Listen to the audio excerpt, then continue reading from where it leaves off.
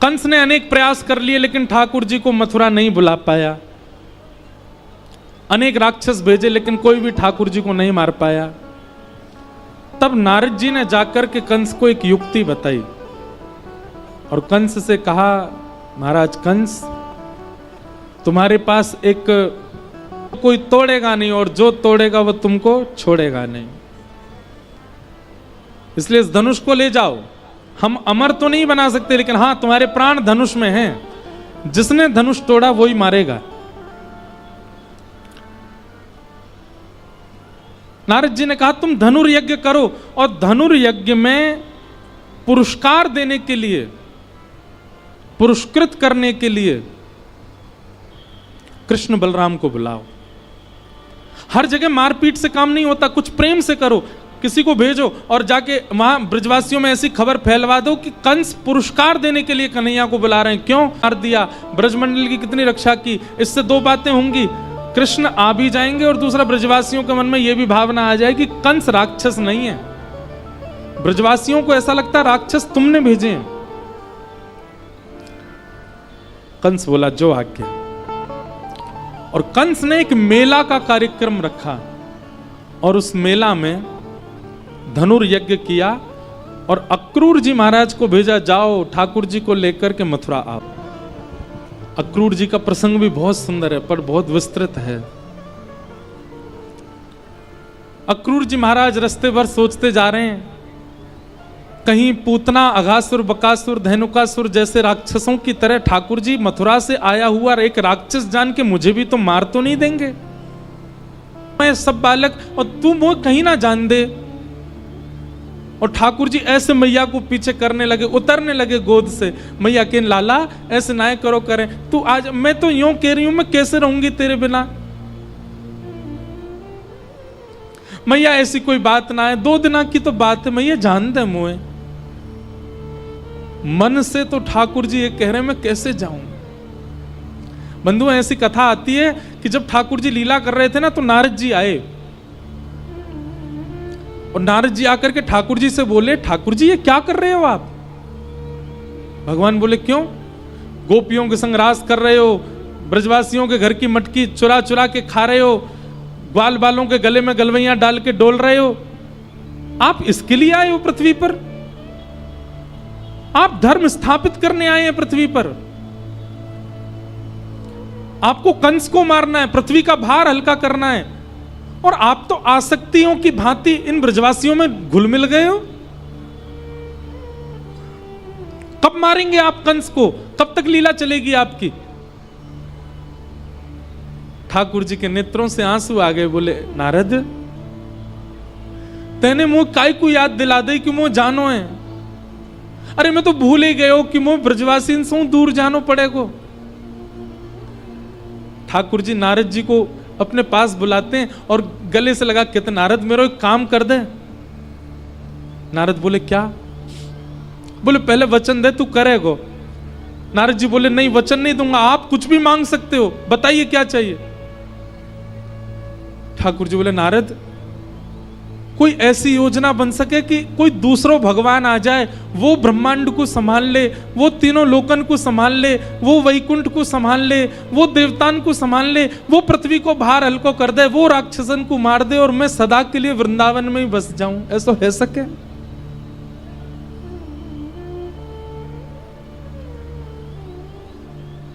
नारद जी थोड़े दूर खड़े हो गए। बोले आप सच में परब्रह्म ही हो ना।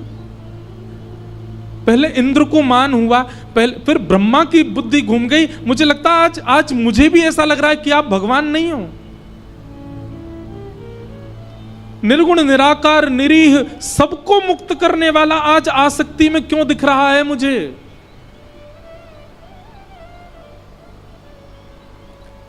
ठाकुर जी रुदन करने लगे। बोले कोई उपचार नहीं है ना नारद, कोई और भगवान नहीं आ सकता ना, मुझे ही जाना पड़ेगा ना। नारद वो दूर देख मधुमंगल घूम रहा है ना, को देखो ये गैया भी ना, पता है नंद बाबा के। बोले लाला शाम को समय होवे दूध काढ़वे को, तूने गौशाला में घुमाए कर। बोले क्यों क्यों बाबा। बोले क्योंकि तू गैयान के सामने तो घूमे आवे तो गैया प्रेम से दूध दे दे, नहीं तो कई गैया तो दूध ही नहीं दे। क्यों? आज कृष्ण नहीं दिखे हमको।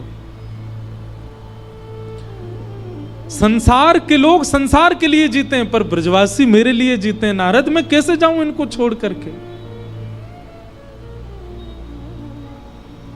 देख लो ना, कुछ हो सके तो कोई और भगवान आ जाए, उसको तुम भगवान, मैं अपनी पदवी त्याग दूंगा, वैकुंठ छोड़ दूंगा, लक्ष्मी जी से कहना क्षमा कर दें मुझको, अब मैं वापस नहीं आ पाऊंगा, मैं सदा ब्रज में बस जाऊं, इन ब्रजवासियों के बीच, गोपियों के बीच, यशोदा मैया की गोद में सदा रहने का मेरा मन है। सच बताऊं नारद, वैकुंठ से भी ज्यादा सुख है वृंदावन में।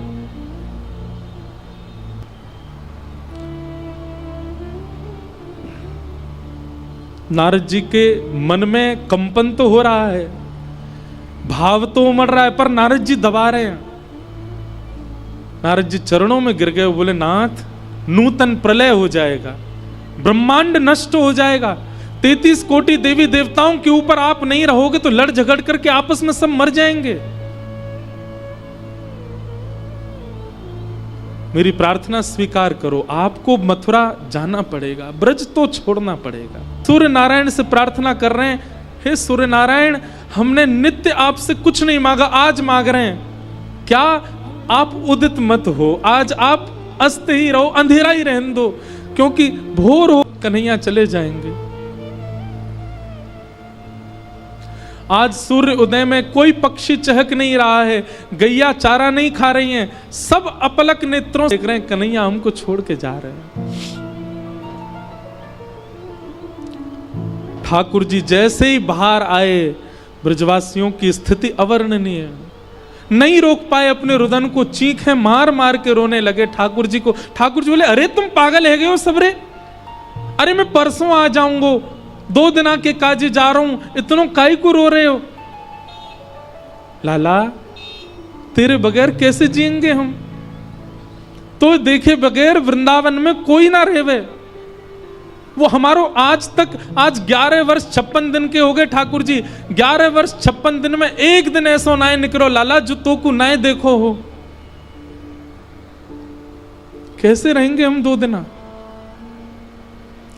कई ग्वाला तो ठाकुर जी की गोद में चढ़ जाते हैं, ठाकुर जी कह रहे अरे मुझे छोड़ तो दे, न जान तो दे। बोले लाला मैं यहाँ हमारे गले लग रहा हूँ कि तू 2 दिना के काज जा रहा और कहीं तेरे विरह में मेरे प्राण निकल गए तो फिर अंतिम समय गले भी ना लग पाऊंगा, या हमारे आज ही लग रहा हूँ लाला। अरे ऐसे काई को बोले, मैं आऊंगा ना परसों मिलूंगा तो ते।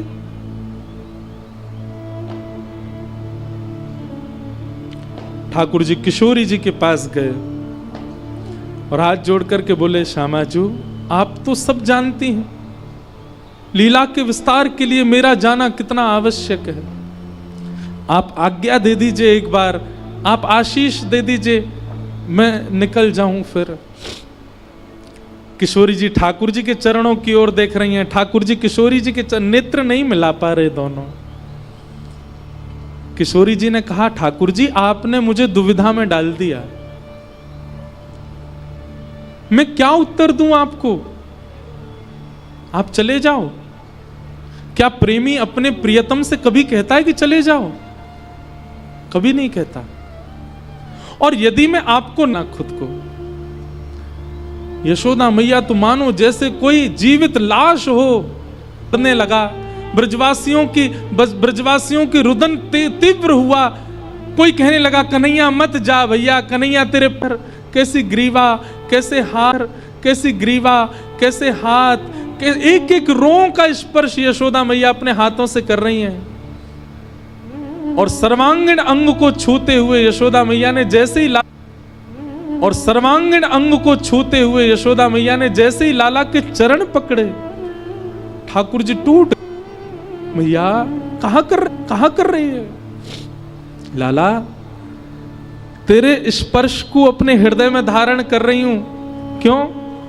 क्योंकि अब तू आवेगो नहीं, मोको पतो चल गई है, तो तेरा स्पर्श तो रहेगो ना मेरे पास। कैसी बात करी, क्यों ना आऊंगा मैं? देवकी को लाला है तू, मेरो लाला नहीं है, मेरो कन्हैया नहीं है तू। मुझको आज पता चली इतने वर्ष बाद, मेरो कन्हैया नहीं है। लाला तो उससे बस एक प्रार्थना, कभी देवकी को ऐसे छोड़ के मत जाइए, देवकी को ऐसे मत बताइयो कि मैंने माखन चुरावे के काजे तो को उखल से बांध दियो, तेरे पीछे छड़ी लेके भागी, मेरो अधिकार नहीं है तो पे। कभी मत बताइयो देवकी को कि मैंने तेरे साथ ये सब अन्याय कियो।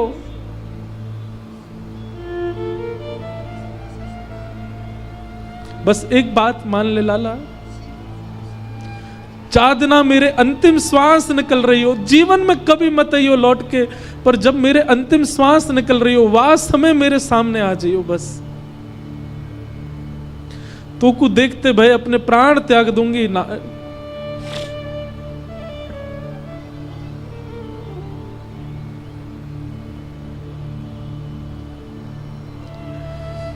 और ऐसा कहते हुए यशोदा मैया तो मूर्छित हो गई।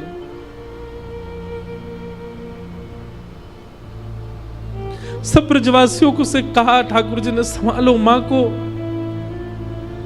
और यशोदा मैया की चरण रज अपने सिर पर धारण करके, यशोदा मैया की चरण रज को अपने जिह्वा पे धारण करके, और कुछ चरण रज अपनी जेब में धर के ठाकुर जी ब्रजमंडल को दंडवत प्रणाम करके रथ में आरूढ़ होकर के चले गए।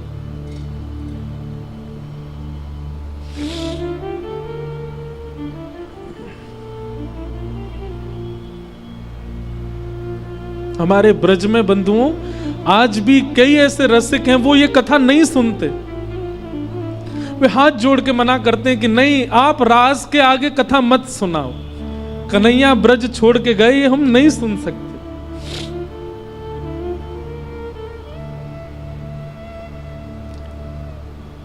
ठाकुर जी और ब्रजवासियों की स्थिति भागवत जी में वर्णन करते हैं कि ब्रजवासी ठाकुर जी के रथ को देख रहे हैं और मन में विचार कर रहे हैं, देखियो ये रही ना पावेगो, नेक दूर जाती रथ रुक जाएगो, कूद के आवेगो हमारे पास, जा ही ना सके हम ते दूर। दूसरे बोले चलो तो गयो रथ, अरे तू देख अभी आवेगो। फिर थोड़ी, अरे चलो गयो भैया रथ, अरे तू देख अभी दिखेगो कन्हैया। अरे भैया चलो गो रथ, अरे देख ध्वजा दिख रही है, अभी आवे वारो कन्हैया। वो कहते कहते रात्रि हो गई। बोले भैया चलो गो कन्हैया, अरे ना तो ना पतो आ रहा है अभी लौट के, रही ना सके वो मेरे बिना, हमारे बिना कहां जाएगो। मधुमंगल को खींच के ले गए सब, बोले मधुमंगल नहीं आ रहा कन्हैया, परसों आवेगो। किसी को भी विश्वास नहीं हो रहा कि ठाकुर जी कैसे चले गए हमें छोड़ के। हमने सब अपने जीवन पर मानो प्रश्न उठा रहे हैं, हमने कोई सेवा में कमी छोड़ी, हमने कोई प्रेम में कमी छोड़ी, हमने लाड़ दुलार में कमी छोड़ी, क्यों चलोगो कन्हैया।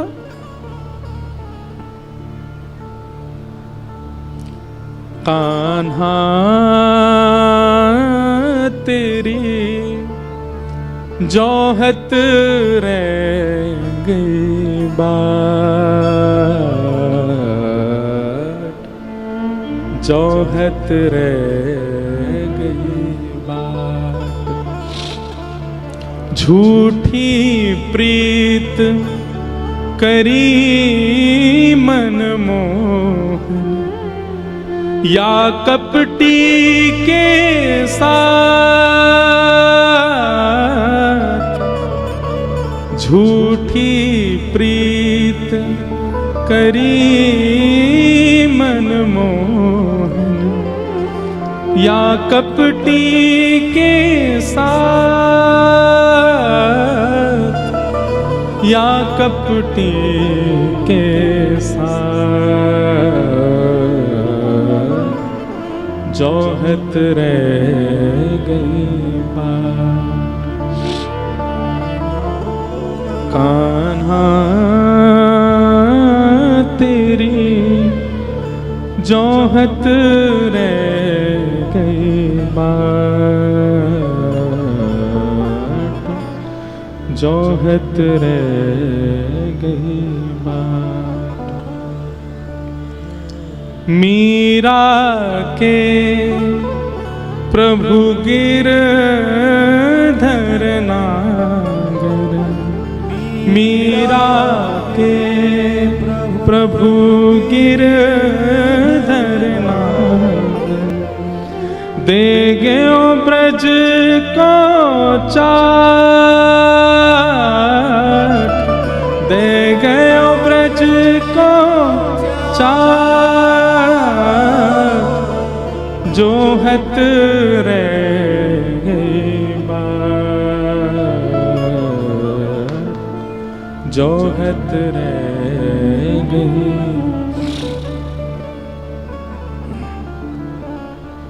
ब्रजवासी बैठे रहे।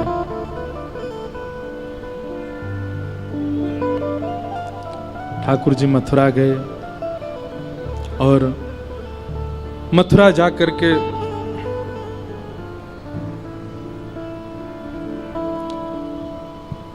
कंस का वध किया और कंस वध के बाद ठाकुर जी ने अपनी देवकी मैया को कारागृह से निकाला। 11 वर्ष 56 दिन बाद आज ठाकुर जी दिखे हैं देवकी मैया को। भगवान पढ़ने के लिए सांदीपनी गुरुकुल गए, लौट करके आए।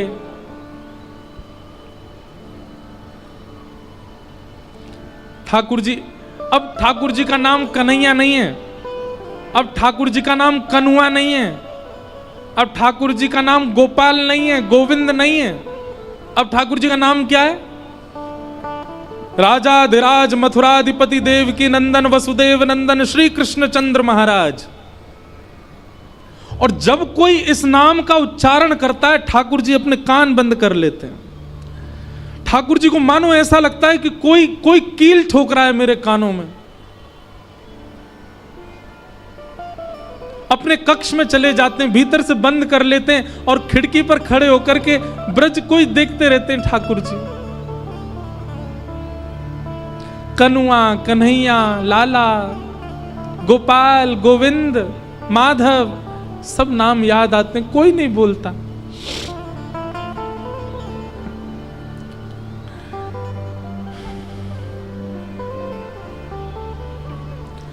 आज देवकी मैया ने मन में विचार किया, इतने दिनों बाद लाला आयो है, मैं अपने हाथन से भोजन कराऊंगी अपने लाला को। 11 वर्ष से मैंने कभी कछु पवायो नहीं, आज मैं पवाऊंगी। और देवकी मैया थाल सजा करके ठाकुर जी के कक्ष में ले गई। लाला चल आजा, भोजन करेंगे। ठाकुर जी तुरंत अपने आंसू पोंछते हैं। देवकी मैया के आगे रोना नहीं है, नहीं तो बुरा लगेगा उनको।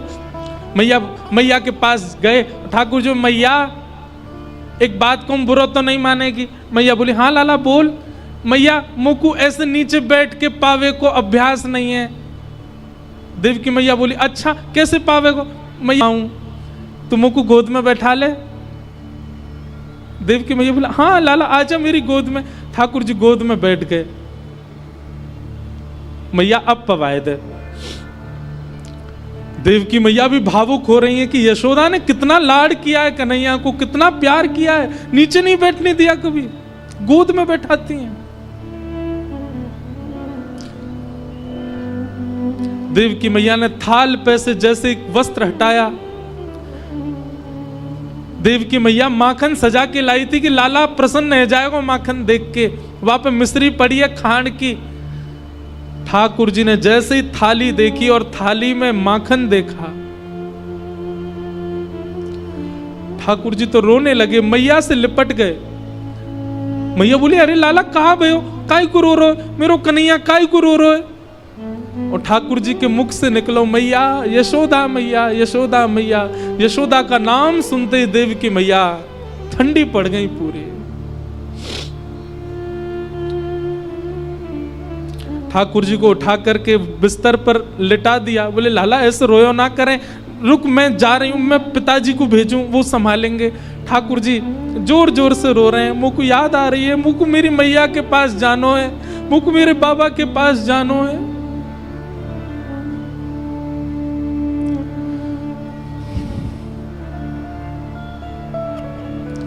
यशोदा मैया ने नीचे जाकर के ये बात वसुदेव जी से कही। वसुदेव जी बोले, मेरा जाना भी उचित नहीं लाला के पास, मैं रुको, उसके मित्र उद्धव को भेजता हूं, वो बात करेगा।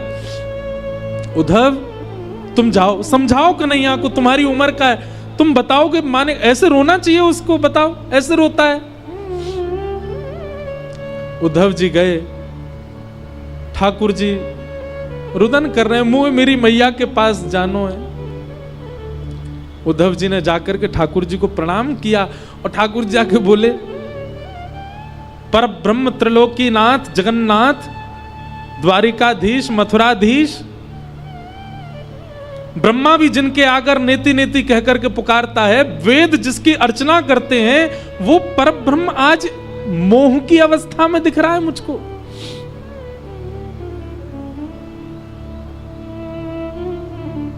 क्या बात है कन्हैया, आप ऐसे क्यों रो रहे हैं? उद्धव मुझ ब्रजवासीन की बहुत याद आवे, मुझ यशोदा मैया की बहुत याद आवे, मुझ पिताजी की बहुत याद आवे। तो पता है मैं पिताजी से कभी अंक भर के नहीं सोयो, मैं हमेशा यशोदा मैया से अंक, अब मुंह को लगे मैं क्यों नहीं सोयो पिताजी से अंक भर के। पिताजी ने एक बार यशोदा मैया से जिद करी, आज लाला को मैं हृदय से लगा के सोऊंगो। यशोदा मैया बोली सो जाए तो सुला लो। अरे वाकू तो मेरी छाती पसंद है, आपसे कैसे लिपट जाए? नहीं लाला आज मुंह से अंक भर के सोएगो। पिताजी ने मुझसे पूछी, लाला आज तू मेरे हृदय से लग के सोएगो ना? मैंने कहा हाँ पिताजी सोऊंगो, लेकिन मैं मन से तो चारों मैया के पास ही सोऊं। पर पिताजी बुरा मान जाते। मैं एक रात पिताजी से हृदय लग के सोया, मुझको रात भर नींद नहीं आई। आधी रात पिताजी उठे और बाबा ने कही, लाला तू जिद मत करे, तू जबरदस्ती मत करे, तू जा मैया से लिपट के सो जा। और मैं कूद के गया और मैया से लिपट के सो गया। तब बाबा के नेत्रन में आंसू आ गए, बोले लाला काश मैं हूं मैया होता तो मेरे हृदय से लग के सोता रात भर। मुझको आज याद आ रही है मैं क्यों नहीं सोया बाबा के पास। ब्रज की गोपीन की याद, ग्वाल बाल मधुमंगल पतो ना जीवित है कि नहीं, मुझे देखे बगैर एक क्षण नहीं रहे वो। उद्धव तू एक बार ब्रज चलो जा। और सुन मैं यामारे कह रहा हूं, तू ब्रज जाएगो, तू जाकर के उनके रुदन को शांत कर देगो, वे मुंह को याद करनो बंद कर देंगे तो मुंह को भी उनकी याद कम आएगी। वास्तव में मुंह को याद ज्यादा यामारे आवे, क्योंकि वो भी मुझे बहुत याद करें। उद्धव मेरी मैया से जा कहियो, मैया से जा। हमारे ब्रज का बहुत सुंदर पद है। ठाकुर जी उद्धव से कह रहे हैं, उद्धव तू ब्रज जाकर के मेरा संदेशा दे दे। तेरो लाला दुख पावे, मेरी मैया से जा कहियो दो, मेरी मैया से।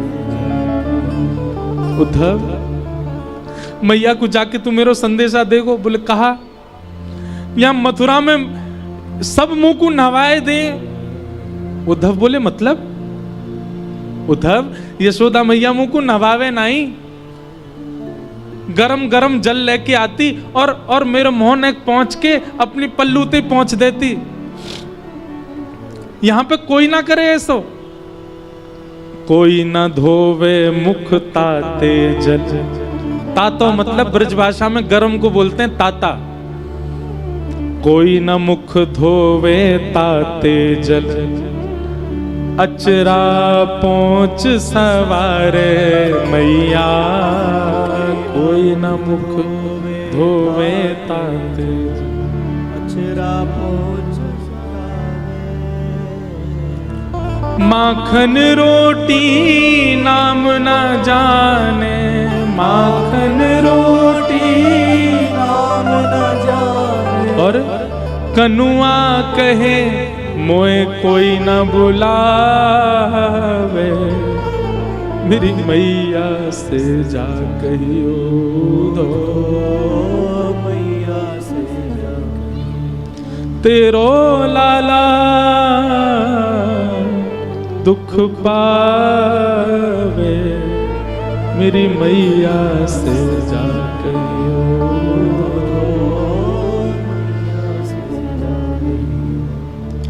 बाबा नंद अंगुरिया गह गह, पायन चल वो सिखावे उधो।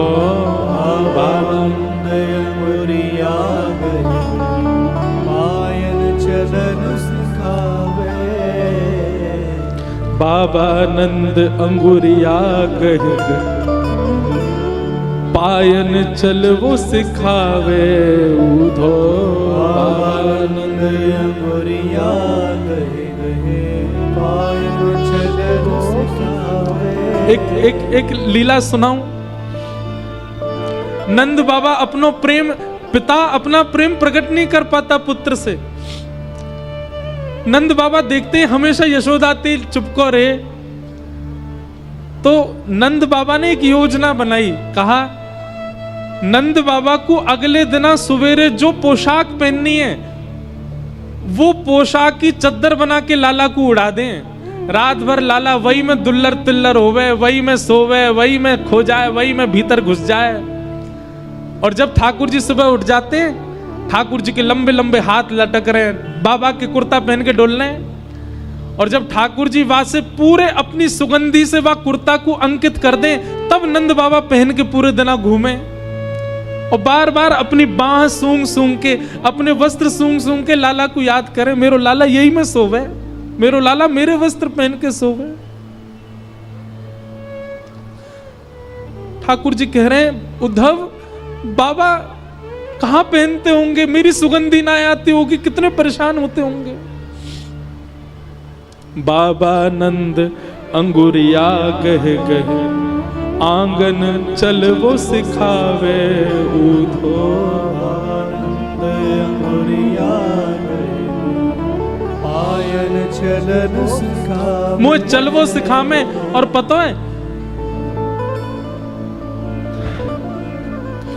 था को जान कन्हैया मेरो, था को जान कन्हैया मेरो। लाला थक गए होगो, नेक चलवाते और यूं सोचते थक गए होगो।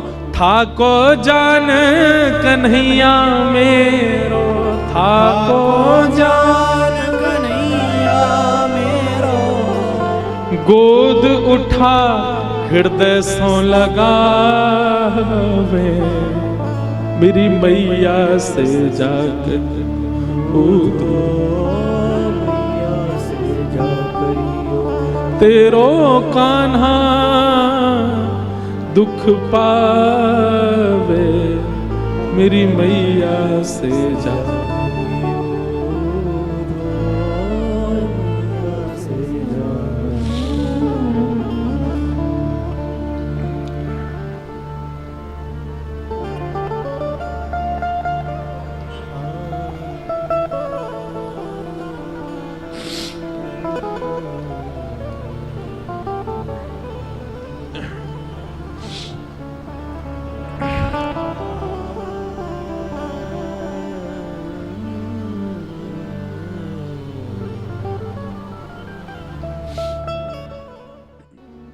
उद्धव जी ठाकुर जी के पास गए। कैसी विडंबना है प्रेम में, कि प्रेम में व्यक्ति को समझाना पड़ रहा है कि तुम कौन हो। यह प्रेम का स्वरूप होता है कि व्यक्ति स्वयं को भूल जाता है, स्वयं की स्थिति, स्वयं के स्तर से परे हो जाता है। अरे व्यक्ति की क्या बात करें, ठाकुर जी भूल गए कि मैं भगवान हूं। उद्धव जी बता रहे हैं आप जगत नियंता हैं प्रभु, आप त्रिलोकीनाथ हैं।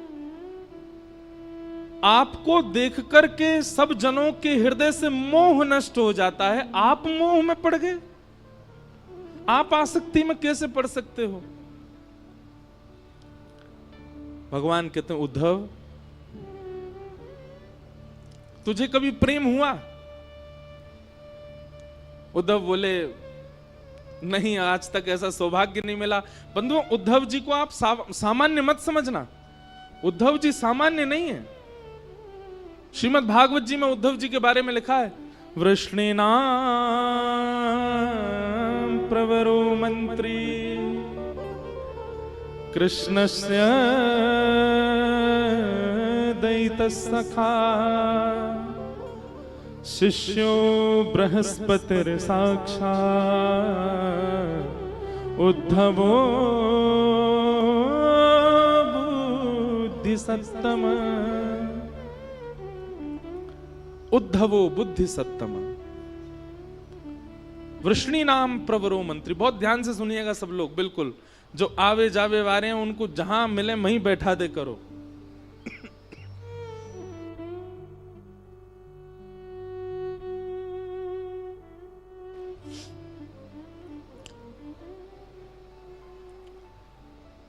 उद्धव जी सामान्य नहीं है।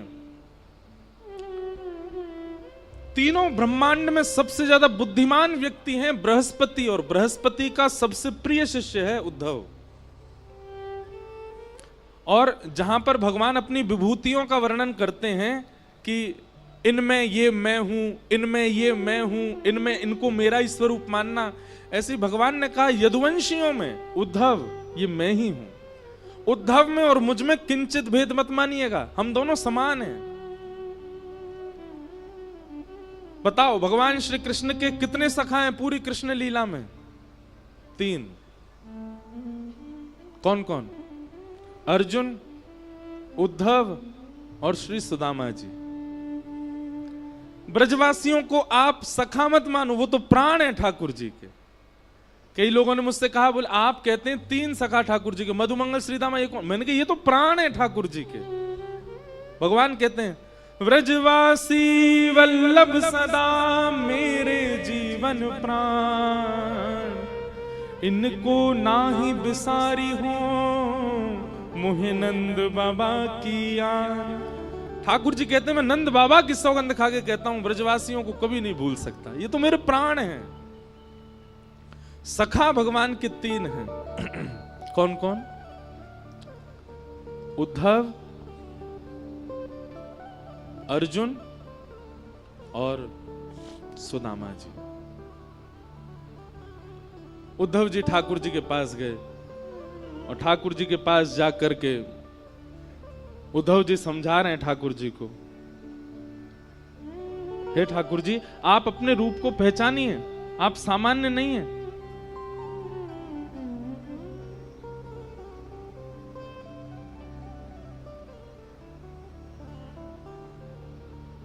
भगवान कहते हैं उद्धव अभी तुझे प्रेम हुआ नहीं है इसलिए तू मुझे मत समझा। हे उद्धव मोहि ब्रज बिसरत नाही, उद्धव मोहि ब्रज बिसरत नाही। वृंदावन गोकुल तन आवत सघन तृणन की छाही, उद्धव मोहि ब्रज बिसरत नाही। ठाकुर जी गा रहे हैं इस पद को, स्वयं भगवान की वाणी है। उद्धव मुझे ब्रज भूला नहीं जाता, मैं वृंदावन को भूल नहीं पा रहा हूं, मैं क्या करूं? क्या क्या याद आ रहा है ठाकुर जी को? भगवान कह रहे हैं प्रात समय माता जसुमती और नंद देख सुख पावत। प्रात समय माता जसुमती और नंद देख सुख पावत। माखन रोटी दयो सजाए अति ही साथ खवावे, उद्धव मोहि ब्रज बिसरत नाही। उद्धव सुबह उठते ही नंद बाबा और यशोदा मैया खाली पेट रहते हैं। क्यों? हमारो लाला जब उठ जाएगा और वाके सुंदर मुखमंडल को जब देख लेंगे, अपनी गोद में बैठा करके पहले वाकू पवाएंगे, फिर मैं जो पाके छोड़ दूं वाकू नंद यशोदा दोनों पामे। मुकु याद आ रही है उद्धव।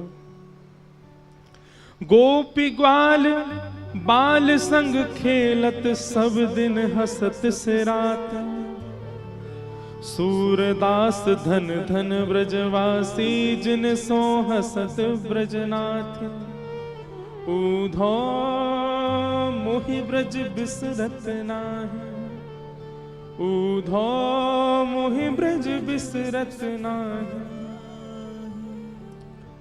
भगवान करें उद्धव, ये ब्रजवासी मुझको बहुत याद करते हैं, इसीलिए मुझको उनकी याद आ रही है। अब तू एक काम कर दे भैया। बोले कहा, एक काम कर, तू ब्रज चलो जा। देख जावे को तो मैं भी जा सकूं, वृंदावन कोई दूर ना है यहां से, लेकिन उद्धव मेरी भावना ऐसी कि तू चलो जा।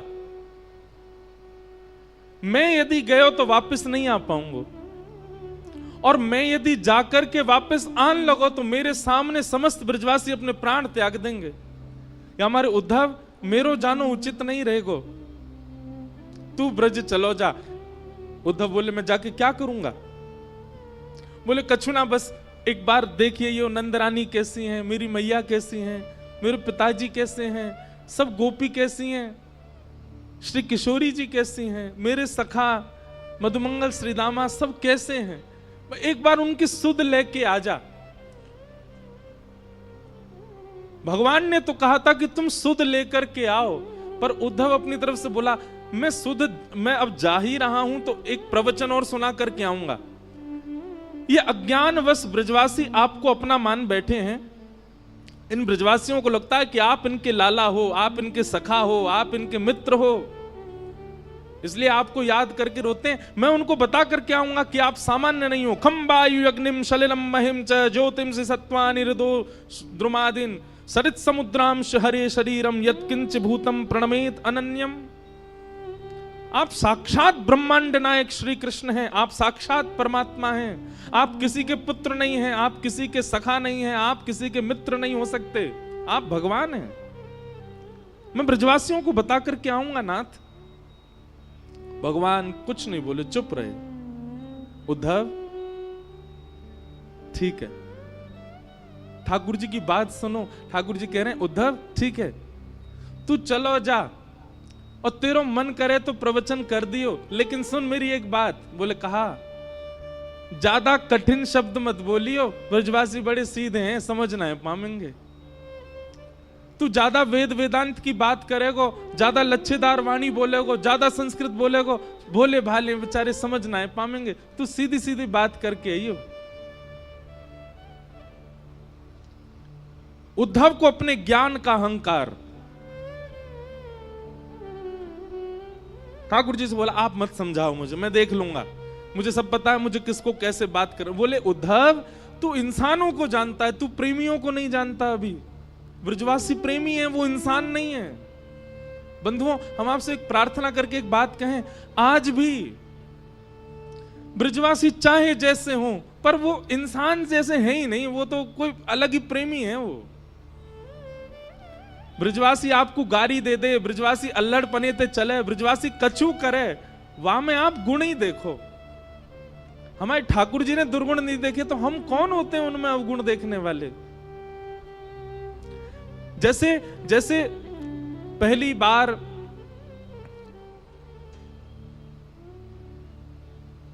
प्रियतमा जब अपने प्रियतम को अपने पिता से मिलाती है तो बार बार अपने पिता को कहती है आप ज्यादा तेज नहीं बोलना, आप उसको ऐसे नहीं बोलना, आप पिताजी उसके पिताजी के बारे में कुछ मत बोल देना, आप धीमे बात करना, आप बहुत तेज बोल जाते हैं, वो डर जाएगा। वो अपने प्रियतम के लिए पक्ष लेती है और सबको समझाती है कि आप ऐसे मत बोलना।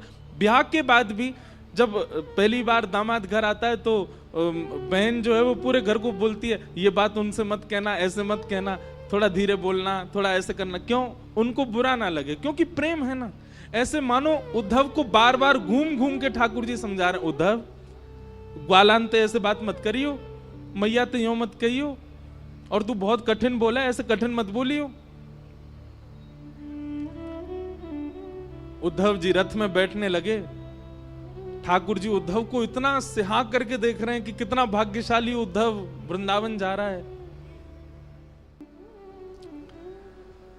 उद्धव जी ने जैसे ही रथ में आरूढ़ हुए, भगवान अरे नेक रोक उद्धव, नीचे आ।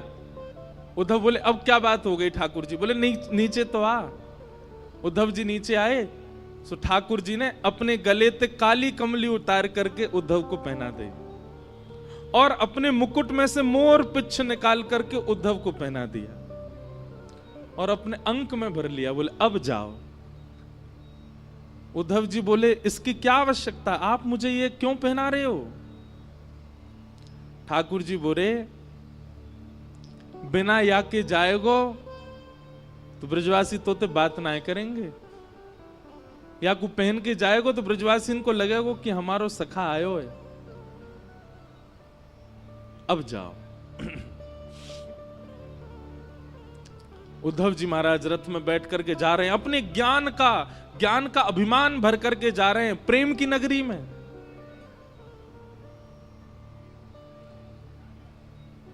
जैसा देश वैसा भेष होना चाहिए, यदि वैसा भेष नहीं होगा तो देश आपको स्वीकार नहीं कर पाएगा।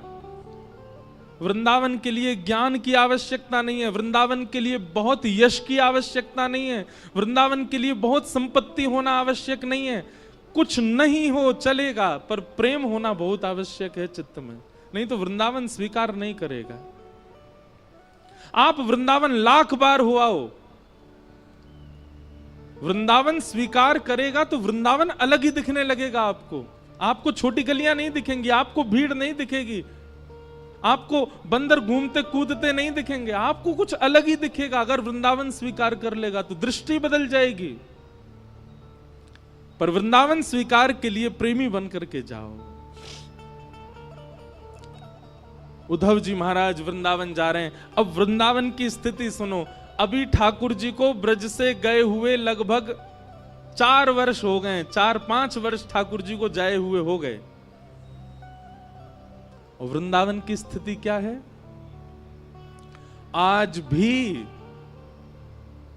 इतने वर्ष ठाकुर जी के गए हुए हो गए, आज भी मधुमंगल, श्रीदामा, तन सुखा, मन सुखा, धन सुखा और ब्रजमंडल के समस्त गोप ग्वाल मथुरा के मार्ग पर आकर के बैठ जाते हैं और एक छांव के नीचे बैठ करके मथुरा की ओर देखते रहे। मैं कन्हैया आ रहे होगो, परसों की कह के गयो, आ रहे होगो। रोज प्रतीक्षा करते हैं इतने वर्षों से नित्य,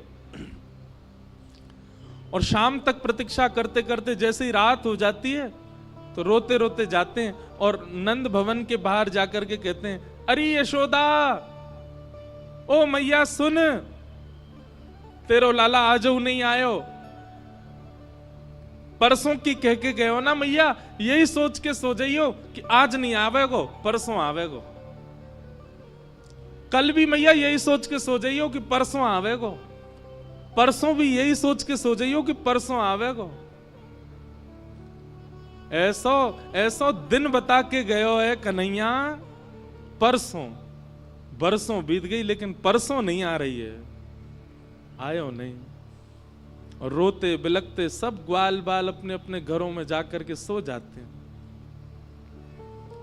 पर आज सब ग्वाल बाल बैठे हैं मथुरा के मार्ग पर देख रहे हैं। तभी स्वर्ण मंडित एक रथ वृंदावन की ओर आ रहा है। उस रथ को देख करके मधुमंगल, श्रीदामा, तन सुखा, मन सुखा, धन सुखा, सुबल, तोक, ठाकुर जी के सारे सखा, सब में मानो जैसे प्राण की लहर जैसी दौड़ पड़ी हो। अरे कन्हैया आ गयो, अरे हमारो लाला आ गयो, अरे देखो भैया सखा आ गयो, अरे आज परसों आ गई, आज तो कन्हैया आ गयो, अरे मथुरा ते रथ आ रहो भैया, अरे कोई जाओ, जाकर के पूरे वृंदावन में हल्ला मचाओ, व्यवस्था करेंगे, बंधन बार बांधेंगे, रोली लाएंगे, अरे भैया सारी भूल माफ कर देंगे, लाला को हृदय से लगाएंगे, हमारो लाला आ गयो। सब दौड़ने लगे रथ की ओर। मधुमंगल बोलो, मैं नहीं जाऊंगा, तुम सब जाओ, या से बात ना करूंगा मैं, या को मुंह ना देखूंगा मैं। अरे जी बहुत बेकार है, या तो इतनो प्रेम कियो मैंने, इतने दिना बाद आ रहा है, कह दियो मधुमंगल तो तोते मित्रता तोड़ चुका है, तुम सबरे जाके मिल लो, मैं ना मिल लो। श्री दामा समझा रहे, अरे भैया लाला आयो, एक बार जोड़ते दौड़ के गले लगा ले, फिर भली नाराज है जाइयो, इतने साल बाद आ रहे हो, मिल तो ले। मधुमंगल बोलो, सही कह रहे हो श्री दामा, लाला बहुत दिनों बाद आ रहे हो, एक बार अंक से भर लूंगा कस के और फिर दारी के ऐसो दूर फेंकूंगा, मुझे फिर मत मिलवाइयो बातें जी, बहुत उद्यमी है, इतने दिनों बाद आ रहा हो, चल चल चल दौड़ के सबर मिले बातें। सब ब्रजवासी दौड़ करके गए और बीच मार्ग में ही रथ रोक लिया, चारों तरफ से घेर लिया। सबके मुखमंडल पर प्रसन्नता है और नेत्रों में आंसू हैं। एक दूसरे को हाथ कस के पकड़ रखो है कि हमारो लाला आ गयो, हमारो कन्हैया आ गयो, देख अब ही उतरेगो रथ में से। तभी रथ का पर्दा हटा और भीतर से श्री उद्धव जी महाराज उतर करके नीचे आए।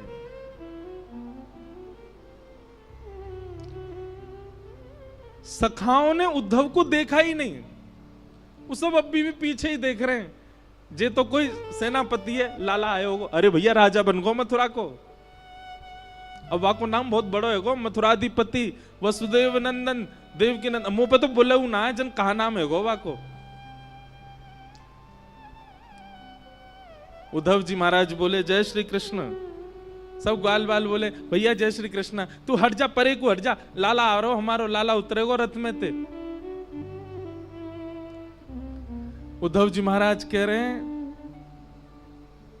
श्री कृष्ण नहीं आए हैं, मैं उनका अत्यंत घनिष्ठ सखा हूं, मेरा नाम उद्धव है, मैं यदुवंशियों का सेनापति हूं। श्री कृष्ण नहीं आए हैं, आप सबकी खबर लेने के लिए, सुध लेने के लिए उन्होंने मुझको ही भेजा है। उद्धव के ये वचन उन सब सखाओं के कानों में जैसे मानो बाण की तरह लग रहे हों। मधुमंगल तो वहीं बेसुध होके गिर गया और जोर से हंसने लगा और हंसते हुए बोलो, देखो भैया श्रीदामा, ओ भैया तन सुखा मन सुखाओ, देख रहे हो, परसों की कह के गयो, बरसों तक आयो नहीं है, और बरसों बाद भी याद आई है तो स्वयं नहीं आयो, अपनो सखा भेजो, हमारी सुध लेवे, ये देखवे भेजो हम मर गए कि जी रहे हैं।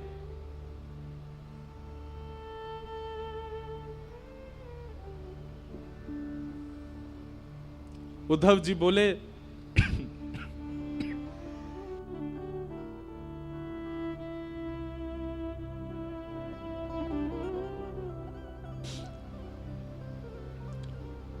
श्री कृष्ण आप सबको बहुत याद करते हैं। बोले मत बोले भैया, तू मत बोले, तेरे हाथ जोड़े, तू काय को आयो ये बता दे हमें, तेरा काम पूरा करा दे, अब आगे मत बता, वाह को नाम मत ले हमारे सामने। अब उद्धव जी महाराज बोले मुझे यशोदा मैया से मिलना है, मुझे नंद बाबा से मिलना है, आप में से कोई मुझे मार्ग बताएगा, नंद भवन कहां है, मैं चला जाऊं वहां पर। मधुमंगल बोलो मार्ग बताऊं तो को, आजा मेरे संगा। उद्धव का हाथ पकड़ करके ले गए, एक छोटा सा जल का एक नाला जैसा बह रहा था। बोले या के किनारे किनारो चलो जाइयो, और जहां से ये जल उद्गम है रो है, जहां से ये जल आ रहे हो है, वही नंद भवन है, चलो जा जा। उद्धव जी बोले नाले का उद्गम नंद भवन से? पहली बार सुन रहा हूं, किसी घर से कोई नाला निकलता है क्या?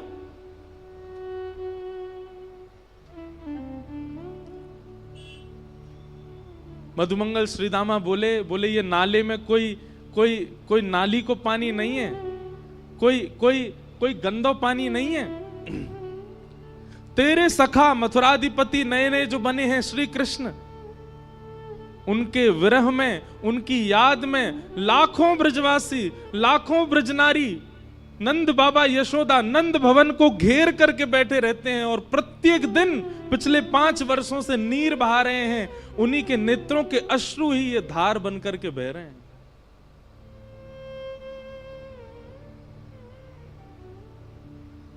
उद्धव जी महाराज को जब ये बात पता चली कि ये ब्रजवासियों के विरहाश्रु हैं,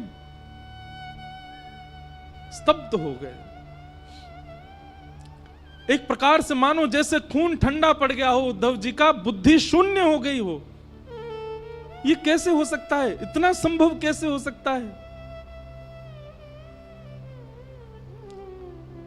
उद्धव जी महाराज अब अपने ज्ञान के अभिमान को धीरे धीरे नष्ट कर रहे हैं। धीरे धीरे नष्ट, ज्यों ज्यों वृंदावन में कदम बढ़ा रहे हैं त्यों त्यों उद्धव जी शून्य होते जा रहे हैं। वृक्षों में देखते हैं तो वृक्षों पर बैठे हुए पक्षियों के भी नेत्रों में अश्रुबिंद दिखते हैं। क्यों? वो पक्षी भी उसी रथ की ओर देख रहे थे कि श्री कृष्ण आए होंगे। वृंदावन में प्रवेश किया तो गाय चारा नहीं चर रही है, पतली हो गई है, एक एक हड्डी दिखाई दे रही है। मधुमंगल श्रीरामा बताते चल रहे, देख ये कन्हैया को देख के बेचारी भोजन करे, इतने दिन है गए भोजन ही ना करे, पतरी है गई है। सबकी स्थिति बताते हुए चल रहे हैं। उद्धव को इतना एहसास तो हो गया कि वृंदावन से श्री कृष्ण नहीं गए हैं, वृंदावन से सबका प्राण चला गया है मथुरा।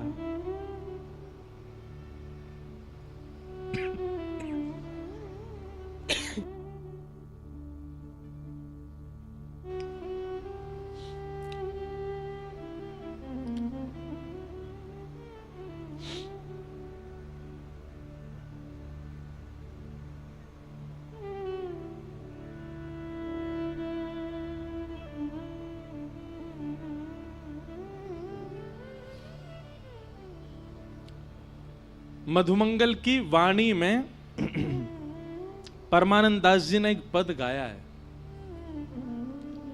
उद्धव को बता रहे हैं क्या? ब्रज के बिहरी लोग बेचारे, ब्रज के बिहरी लोग बेचारे, बिन गोपाल ठगे से ठाड़े, अति दुर्बल तनहारे, ब्रज के बिहरी लोग बिचारे। शब्द सुनिए, बिन गोपाल ठगे से ठाड़े। जैसे कोई ठग करके भाग जाए तो जो ठगा गया है उसकी स्थिति जैसी हो जाती, ऐसे हो गए ब्रजवासी। बिन गोपाल ठगे से ठाड़े, अति दुर्बल तनहारे, ब्रज के बिरही लोग बिचारे। मात जसोदा पंथ निहारे, निरख साज सकारे। माता यशोदा पूरे दिन चिंतन करती रहती हैं कि कन्हैया आवेगो। उद्धव जी महाराज नंद भवन जब पहुंचे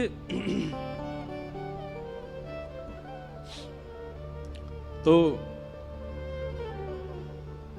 मधुमंगल ने जाके हल्ला किया, अरे मैया यशोदा, नंद बाबा देखो कौन आयो है, अरे जल्दी निकस के आओ, देखो कोई ऊधो ऊधो आयो है, देख लो एक बार कोई आयो मथुरा ते। यशोदा मैया अपने कक्ष से निकल करके आई और आकर के मधुमंगल पर चिल्लाने लगी, मधुमंगल तू कब सुधरेगो? इतनी जोर ते काय को हल्ला कर रहा है, इतनी जोर ते काय को चिल्ला रहा हो? तो पतो ना है अभी अभी राजभोग अनोसर भयो, राजभोग पाके कन्हैया सोवे चलो गयो है, अपने कक्ष में सो रहा है और तू जाके यहाँ पे हल्ला मचा रहा है, उठ जाएगो कन्हैया? इतनी बार समझाऊं तो समझ में ना आवे, ऐसी जोर जोर ते चिल्लावे घर पे आके, अभी उठ जाएगो कन्हैया, फिर उठ जाएगो रोवेगो, मोह परेशान करेगो। मधुमंगल बोले, उद्धव सुन रहे हो, 5 वर्ष हो गए कन्हैया को गए, मैया को अभी भी लगता है कन्हैया यही है। मधुमंगल बोले, मैया कहां पे कन्हैया? वो पल्ले कमरा में सो रहा है, पलना में लेटो हुए है। मुझे ले चली उन्हें के पास ले चल, दूर ते ही दिखाते, उठाऊंगा ना मैया। यशोदा मैया बोली हल्ला मत करियो, चल मैं ले चल रही हूं। और यशोदा मैया धीमे धीमे खंभ पकड़ के चलती है, आंखों से अब दिखता नहीं है, नेत्रों की ज्योति कमजोर हो गई है। यशोदा मैया लेकर के गई और जैसे ही कक्ष में पहुंची हैं, कक्ष खोलकर के भीतर प्रवेश करते ही यशोदा मैया धड़ाम से गिर पड़ी और रुदन करते हुए बोली, अरे मधुमंगल, मैं तो भूल ही गई, कन्हैया तो चलो गो कब को, कन्हैया तो मथुरा में बस गए हो, कन्हैया तो देवकी को लाला है गए हो। मधुमंगल जाकर के यशोदा मैया को हृदय से लगावे, बोले मैया तू चिंता मत कर, आ जाएगो लाला, परसों की कह के गए हो ना, तू बस रोज परसों को चिंतन करे कर, अभी तो आज है, कल और है, परसों आवेगो, तू चिंता मत कर।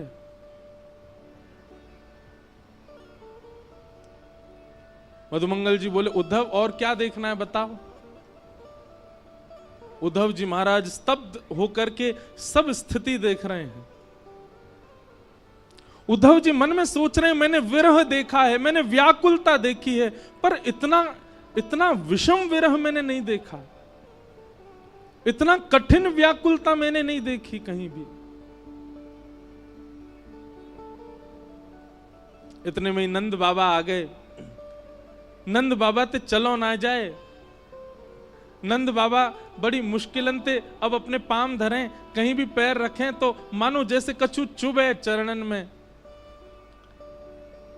मधुमंगल बोलो, उद्धव देख, जे नंद बाबा हैं, कन्हैया के पिताजी,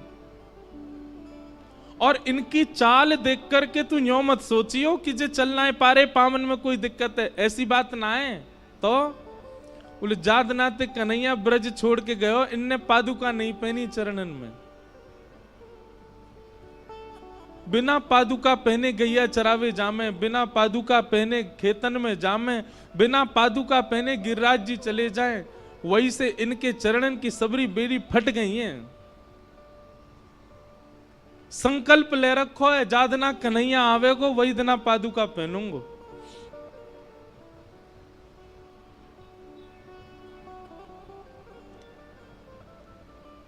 उद्धव जी महाराज ने प्रणाम किया। नंद बाबा ने जैसे ही काली कमली देखी, उद्धव जी को हृदय से लगाया। बोलो, भैया तू हमारे लाला को सखा है? बोले, जी मैं संग ही रहता हूं।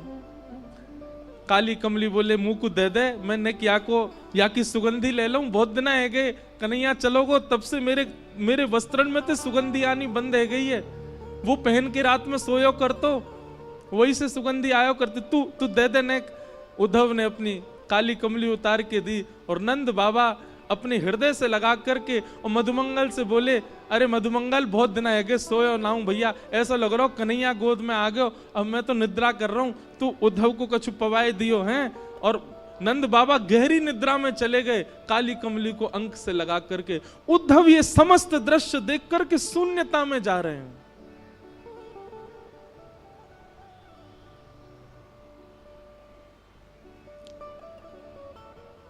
मधुमंगल बोले, चल उद्धव तो को गोपीन से मिला के लाऊं मैं। नंद भवन के पीछे विहंगम वन में समस्त गोपियां बैठी हैं और एक वृक्ष के नीचे उद्धव जी जाकर के खड़े हो गए।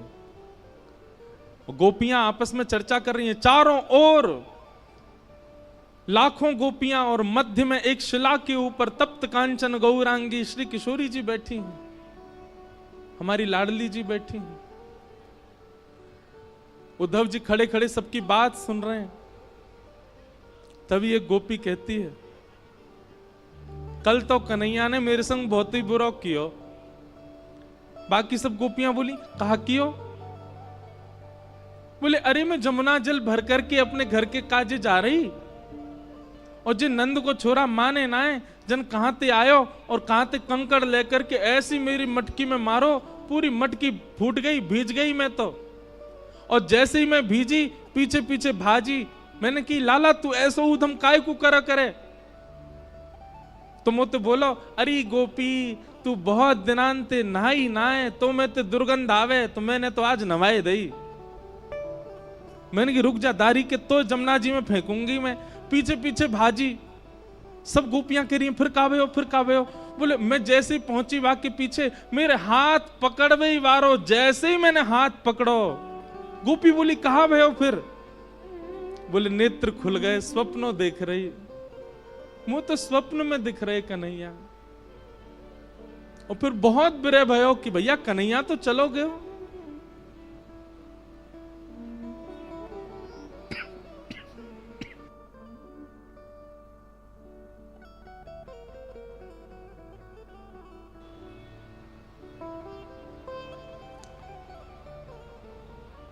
कोई गोपी कोई भाव कहती है, कोई गोपी कोई भाव कहती है।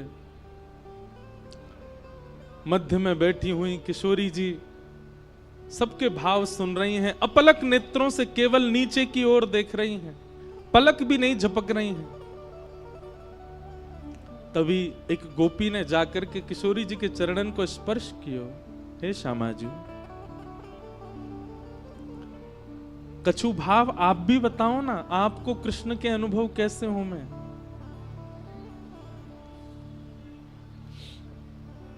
किशोरी जी कह रही हैं तुम सब गोपी कितनी भाग्यशाली हो, क्योंकि तुम सबन को निद्रा में, तुम सबन को स्वप्न में श्री कृष्ण दिखते तो हैं। पर मेरी तो स्थिति ऐसी है, जा दिना से कन्हैया ब्रज छोड़ करके गए हैं, जा दिन से श्याम सुंदर गए हैं, वह दिन से निद्रा ही नहीं आई है, नेत्र ही बंद नहीं हुए हैं, और निद्रा ना आने की वजह से स्वप्न ही नहीं आया। कैसे बताऊं तुमको कि मैंने क्या देखा। तुम भाग्यशाली हो कि तुम सो जाती हो रात को, पर मोह तो नींद ही ना आवे। कन्हैया तो गए, श्याम सुंदर तो गए, पर मेरी बैरणी निद्रा को संग ले गए, मुंह को निद्रा ना आवे।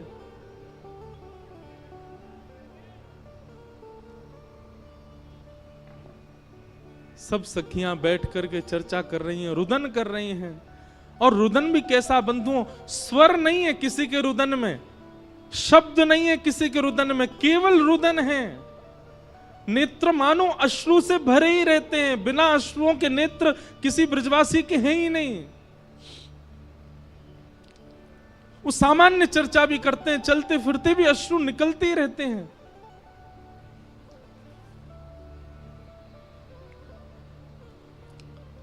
तभी एक गोपी की दृष्टि पड़ी वृक्ष के नीचे खड़े हुए उद्धव पर,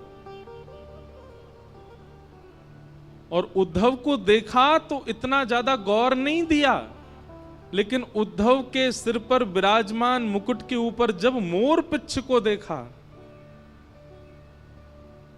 गोपियों को बताना नहीं पड़ा कि ये उद्धव भगवान का सखा है, संदेश लेकर के आया है। मोर पिच्छ देखते ही समझ गए ये श्री कृष्ण का मोर पिच्छ है, और हमारी सुध लेने के लिए उद्धव को भेजा। अपने देखते ही पता चल गया गोपियों को।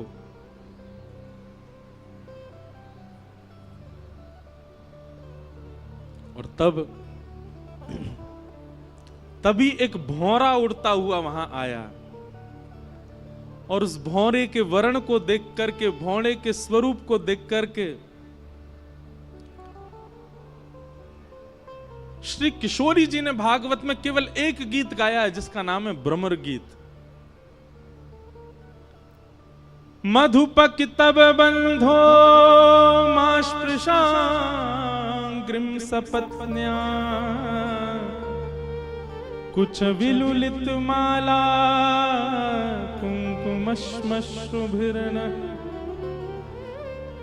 बहतु मधुपतिस्तन मानिनीनां प्रसादं, यदु सदसि विडम्यं यस्य दूतस्त्वमिद्रिक्।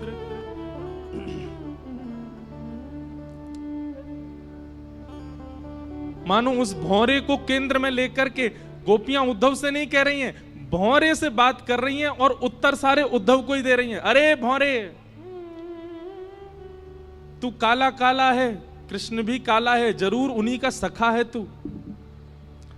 तभी एक गोपी कहती है सखा क्यों नहीं होगा, भौरे का और कृष्ण का एक सा ही तो स्वभाव है। जैसे भौरा एक पुष्प पर बैठता है, उसका रस ले लेता है, फिर उस पुष्प को छोड़ देता है, फिर दूसरे पुष्प पर चला जाता है, उसका रस लेता है, फिर दूसरे पुष्प को छोड़ देता है, तीसरे पुष्प। ऐसे ही तो कन्हैया है। हम ब्रजवासी इनको रस लेते रहे हो और जादना हमसे मन भर गयो, मथुरा चलोगो, मथुरा तो कहीं और चलो जाएगो। ये निश्चित उसी का ही सखा है।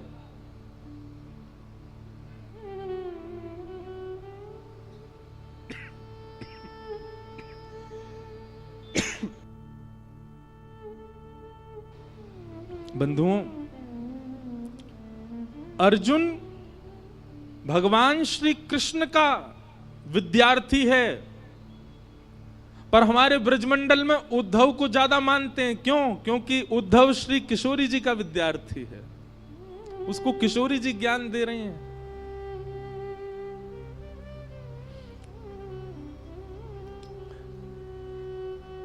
गोपियां कहती हैं इसको, भ्रमर गीत को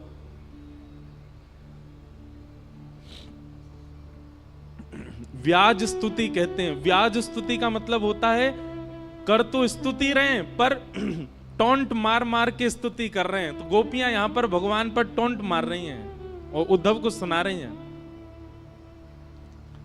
गोपियां कहती हैं ये उद्धव तो ये श्री कृष्ण तो जन्म जन्मांतर के कपटी हैं। कैसे कपटी हैं? कि मृगयुरिव कपिंद्रम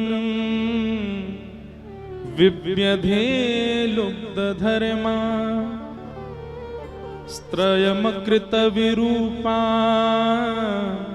स्त्रीजितः कामयाना बलिमपि बलिमत्वा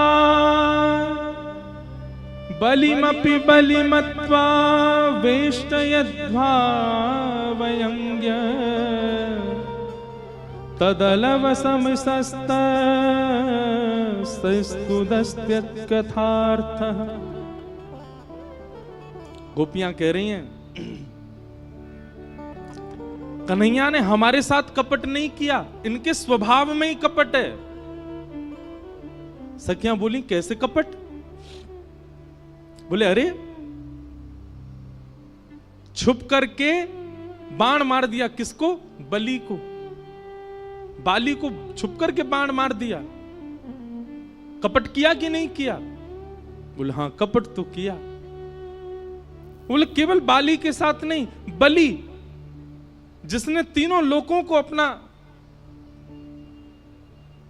अपने अंदर ले लिया था, उसके यहां पर वामन बनकर के गए और वामन बनकर के गए और जाकर के कहा कि लाओ हमें 3 पग जमीन की भिक्षा दो। जैसे ही बलि ने संकल्प किया विराट हो गए, 2 पैर से तीनों लोक नाप लिए और कहने लगे तुमने 3 पग जमीन देने का वरदान दिया था, मैंने 2 पैर से तीनों लोक नाप, बता तीसरा पैर कहां रखूं, नहीं तो तुझे बंदी बना करके नरक में डाल दूंगा। उसके साथ कपट किया, बन के वामन गए और जैसी संकल्प हुआ विराट हो गए। अरे बेचारी सुरपनखा ब्याह करने आई थी, केवल इतना ही तो कहा था कि आप मुझसे ब्याह कर लो, उसके नाक कान कटवा दिए, उसको विरूपा कर दिया। और अब हम गोपियां, हमसे स्नेह किया, प्रेम किया, हमारा घर परिवार सब छुड़वा दिया और आज हमें यहां रोता बिलखता छोड़ के चले गए। अरे हमें पहले ही समझ जाना चाहिए था श्री कृष्ण ऐसे ही हैं, उनका हमेशा से स्वभाव ऐसा ही रहा है।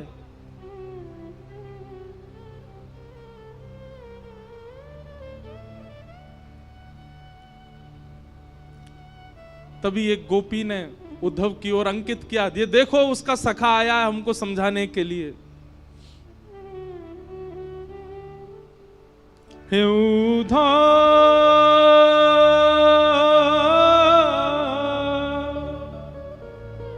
मत आइयो समझाने, हे उद्धव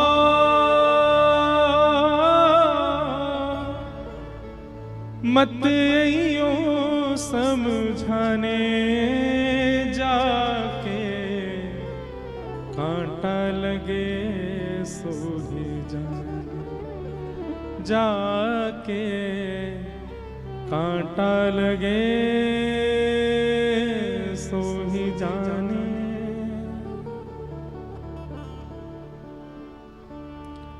जाए बसे हैं दूर बिरज से, भेजते हैं संदेशा। जाए बसे हैं दूर बिरज से, भेजते हैं संदेशा। हम गोपीत राह तकत हैं, रूप हो गया कैसा। ब्रज से दूर चले गए, स्वयं मिलने नहीं आए, संदेशा भेज दिया। हम गोपियों का रूप देख रहे हो उद्धव, कैसा हो गया, रो रो करके उनके प्रेम में, उनके विलाप में। तो तुम कहोगे कि तुमसे तो कुछ समय का संबंध था, तुमसे तो कुछ समय का प्रेम था, यशोदा मैया ने क्या बिगाड़ा था। जाए बसे हैं दूर बिरज से, भेजते हैं संदेशा। हम गोपीत राह तकत हैं, रूप हो गया कैसा। पथराई मैया की अखियां, दर्शन उसका पाने जाके कांटा लगे सो ही जाने। जाके कांटा लगे सो ही जाने।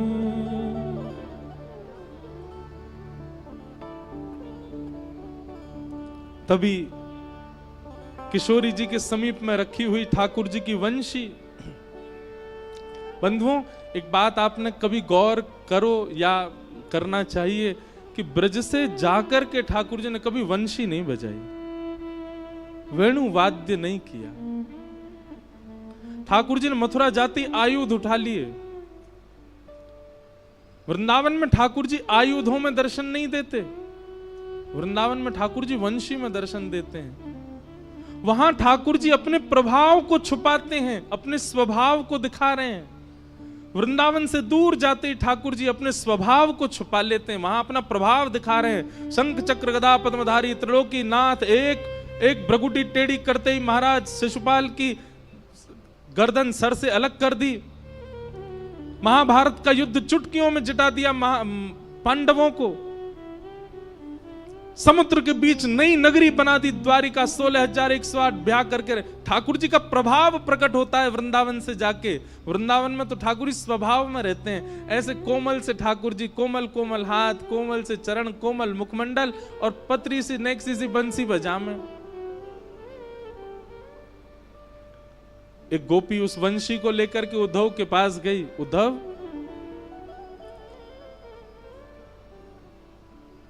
मोर मुकुट वैजंती माला, उसको दी जो जाए। कहियो असुवन जल सो यमुना, खारी ना हो जाए। और ले जाओ ये वंशी उधो, उसको याद दिलाने जाके कांटा लगे सो जाके कांटा लगे सो ही जाने। उधा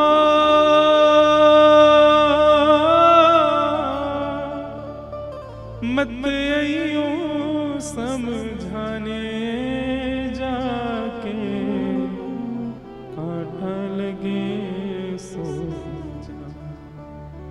जाके कांटा लगे सो।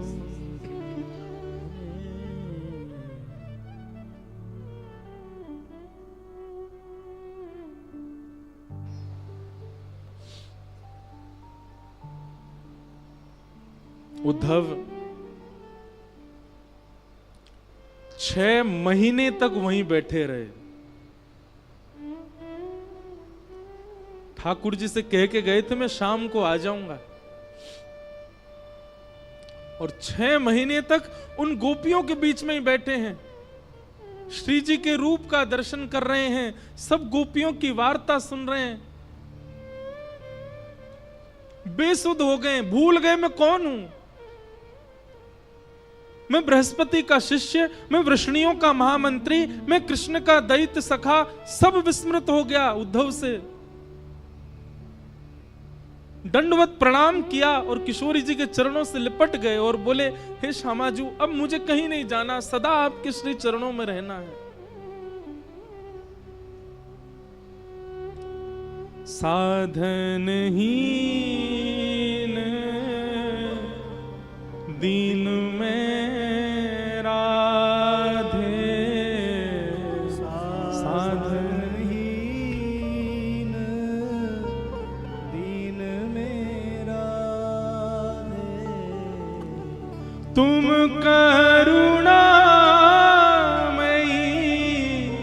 प्रेम अगाधे, तुम करुणामयी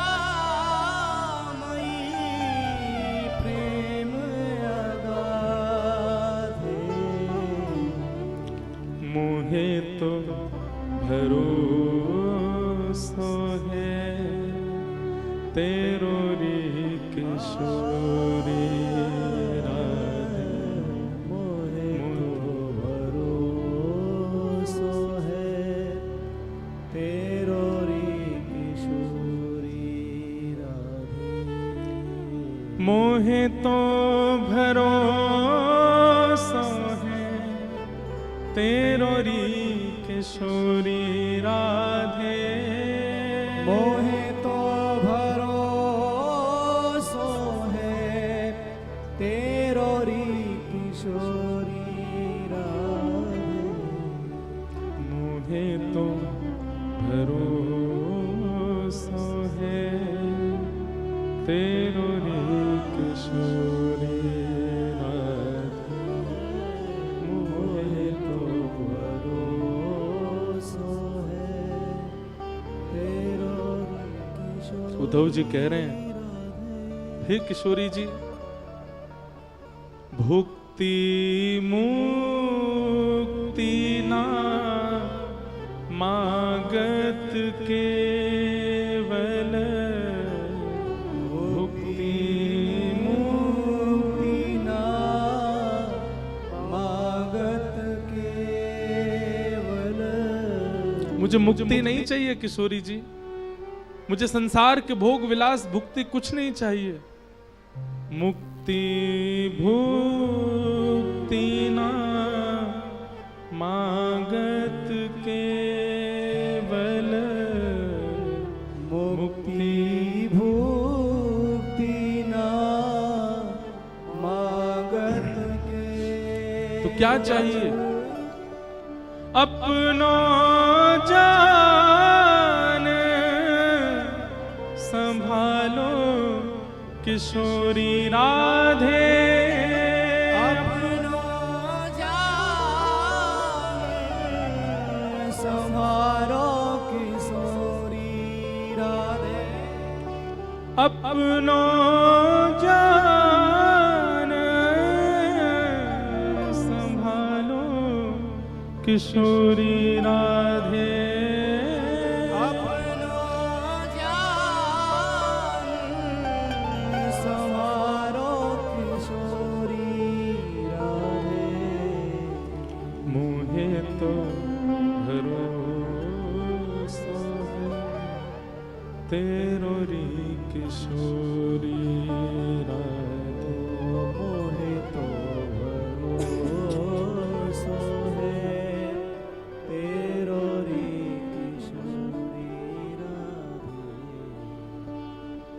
उद्धव जी आप जाओ, हमारो कन्हैया आपसे बड़ो प्रेम करे, प्रीति करे। उद्धव, वृंदावन से मथुरा इतना दूर नहीं है कि हम जा नहीं सकते। वृंदावन से मथुरा की दूरी इतनी नहीं है। अरे भैया, हम एक दिन में 2 बार जा सकती हैं मथुरा, पर हमारो प्रेम ऐसा नहीं है कि हम अपने प्रियतम के पास मुंह उठा के ऐसी चली जाएं। हमारे प्रेम को स्वभाव है तत् सुखे सुखित्वम, जहां में हमारो प्रेमी सुखी है वहां में हम सुखी हैं। यदि मथुरा जाकर के मथुरा वासियों के बीच में रहकर के हमारो लाला प्रसन्न है, तो वाकई प्रसन्नता में हम यहां रोएंगी, बिलखेंगी, तड़पेंगी, पर जा नहीं सकती उसके पास।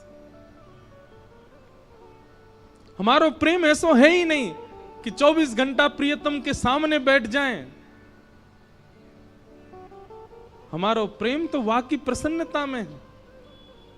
उद्धव, अब तुम योग्य हो। हम ब्रजवासी तो ब्रज छोड़ के नहीं जाएंगे। हमने गोपी गीत में पहले ही कन्हैया से कह दी, ते जन्मना ब्रजम अधिकम जयति। कन्हैया, तो से ज्यादा प्रिय हमको ब्रजमंडल है। क्यों? ये ब्रजमंडल भी प्रिय हमें क्यों है? क्योंकि या ब्रज की रज में कन्हैया के चरण चिन्ह है, या ब्रज में कन्हैया की स्मृति है, यमुना जी में कन्हैया के चरणोदल हैं। इन वृक्षन से कन्हैया छुप छुप के गयो है। या हमारे ये ब्रज अब स्मृति बन चुको है, हम या को त्याग ना सकें। एक बार को कन्हैया को त्याग देंगे हम। लेकिन उद्धव, तू हम में से कोई है गयो है। अब तू हमारो प्रतिनिधि बन गयो है। हम तो ब्रज छोड़ के ना जा सके उद्धव, लेकिन तू चलो जा, और जाकर के कन्हैया को खूब ध्यान रखियो, खूब स्नेह रखियो। हम ब्रजवासिन की ज्यादा याद वाय आन मत दियो। उद्धव जी चरण पकड़ करके बैठे, श्री जी से कह रहे हैं मैं सब त्याग दूंगा, लेकिन मैं ब्रज नहीं छोड़ सकता, मैं आपकी सन्निधि नहीं त्याग सकता। किशोरी जी बोली, यदि हम अपनी सेवा की बात कहें तो तू ब्रज में रुकियो, लेकिन हम तो तोकू अपने प्राणन की सेवा की अधिकार दे रहे हैं। चलो जा, हमारो प्राण है कन्हैया। तू सदा उनके संग रहेगो तो हमको एक भाव रहेगो कि चलो हमारो एक सेवक कन्हैया के संग है। तू जा, और जा करके कन्हैया को खूब ध्यान रख। 6 महीनों से उद्धव जी एक ही वस्त्र में हैं, एक ही अवस्था में, जैसे आए थे वैसे ही हैं अभी भी। विरह व्याकुल उद्धव जी महाराज रोते बिलखते वृंदावन से जा रहे हैं। वृक्षों को बार बार हृदय से लगा रहे हैं, ब्रजवासियों को हृदय से लगा रहे हैं, सबके चरणों में बार बार प्रणाम कर रहे हैं, बार बार अपनी झोली फैला करके विधाता से कह रहे हैं, एहु विधि ना तो पे अचिरा पसार मांगू, जन्म जन्म दीजो याही ब्रज वसिवो। आशा महो चरण रेणु जशाम हम शाम, वृंदावने किमपि गुलमलतौषधी नाम। हे विधाता, यदि आप मुझसे प्रसन्न हो तो इस वृंदावन का कोई छोटा पौधा बना करके मुझे भेज देना। पैदल ही उद्धव जी महाराज मथुरा को चल दिए, रथ में नहीं गए। और मथुरा में श्री ठाकुर जी के भवन में जैसे ही प्रवेश किया, भगवान श्री कृष्ण अपने आसन से खड़े हो गए। अरे मेरा उद्धव आया, मेरा प्यारा उद्धव आया। उद्धव जी क्रोध में भर करके गए हैं, गले भी नहीं लगे ठाकुर जी के, सीधा हाथ पकड़ा और खींच करके ले जाने लगे। ठाकुर जी बोले, अरे उद्धव कहाँ कर रहे हो भैया, कहाँ कर रहे हो? उद्धव बोला, चलिए मेरे साथ। भगवान बोले, कहाँ? बोले, वृंदावन चलिए, वहीं रहिए। आपके लिए नहीं है मथुरा, आपके लिए नहीं है द्वारिका, आपके लिए नहीं है ब्रह्मांड, आपके लिए नहीं है वैकुंठ, आपके लिए योग्य स्थान पूरे ब्रह्मांड में केवल वृंदावन है। वृंदावन से ज्यादा स्नेह, वृंदावन से ज्यादा प्रेम आपको कोई नहीं कर सकता नाथ। किसी और को दे दीजिए पदवी भगवान की, मत छोड़ करके जाइए इस वृंदावन को, इन ब्रजवासियों को। आपको सौगंध है मेरी, आप चलो वापस। मैं प्राण त्याग दूंगा नाथ चरणों में यदि आप वापस वृंदावन नहीं चले तो। क्या बिगाड़ा गोपियों ने, क्या बिगाड़ा गोप ग्वालों ने, क्या बिगाड़ा? यशोदा मैया के नेत्र पत्थर बन गए ठाकुर जी आपकी याद में। नंद बाबा पादुका नहीं पहनते चरणों में। किशोरी जी सोई नहीं है पिछले 5 वर्षों से।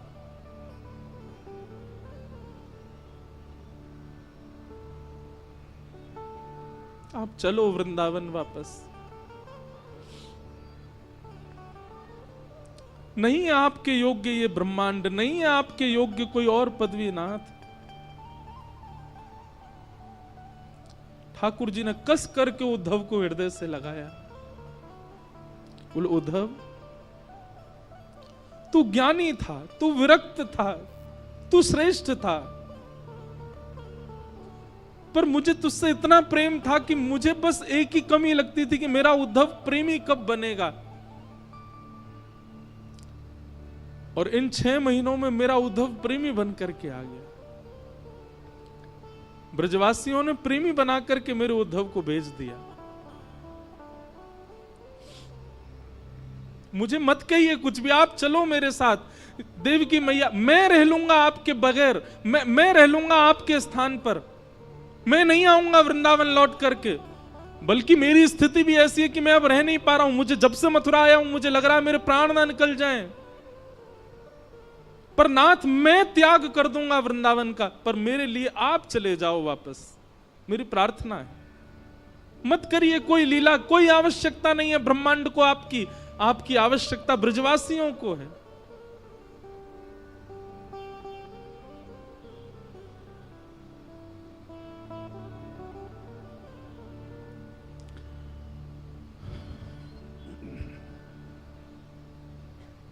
उद्धव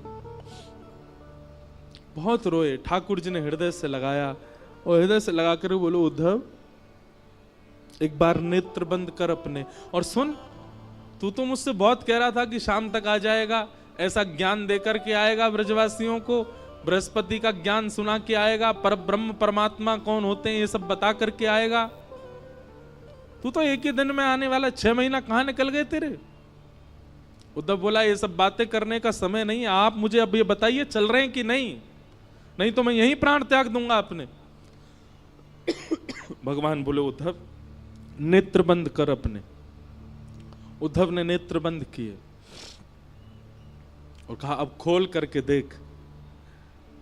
उद्धव ने जैसे ही नेत्र खोल करके देखा तो महल अंतर ध्यान हो गया था। वृंदावन में यमुना जी का पुलिन प्रकट हो गया, सुंदर कदम्ब की छैया है, किशोरी जी ठाकुर जी के बगल में खड़ी हैं, समस्त ब्रजवासी चारों ओर खड़े हैं, नंद बाबा, यशोदा, मधुमंगल, श्रीदामा, तनसुखा, मनसुखा सब ठाकुर जी के समीप में खड़े हैं। और ठाकुर जी के सुंदर बाम अंग में किशोरी जी विराज रही हैं और मध्य में उद्धव खड़े होकर के सब दर्शन कर रहा है। ठाकुर जी के आगे हाथ जोड़ करके बैठ गया। नाथ ये क्या दिखा रहे हैं आप मुझे, ये कैसी लीला है आपकी, ये मैं क्या देख रहा हूं, ये वृंदावन कैसे आ गया, ये सब ब्रजवासी ये सब कैसे यहां पर। ठाकुर जी ने उद्धव को हृदय से लगाया। उद्धव वृंदावनम परित्यज्य पादमेकम न गच्छति। मैं वृंदावन छोड़ करके एक पग भी कभी कहीं नहीं जाता। वृंदावन यानी कोई नगर नहीं, वृंदावन यानी कोई तीर्थ नहीं, वृंदावन यानी कोई स्थान नहीं, वृंदावन यानी श्री युगल राधा कृष्ण ही वृंदावन है। वृंदावन विलग नहीं है उद्धव। तो फिर मथुरा लीला ये सब क्या है। भगवान कहते हैं वो मेरा ऐश्वर्य रूप है जो मथुरा में लीला कर रहा है। जो द्वारिका लीला में जाएगा, जो महाभारत लीला में जाएगा, जो आगे की सारी लीलाओं में मेरा स्वरूप दिखने वाला है, वो मेरा प्रभाव स्वरूप है, वो मेरा ऐश्वर्य स्वरूप है। पर वास्तविक मेरा प्रेम स्वरूप जो है वो तो वृंदावन में ही रहता है। वो वृंदावन छोड़ के कभी नहीं जाता, वो सदा वृंदावन में निवास करता है।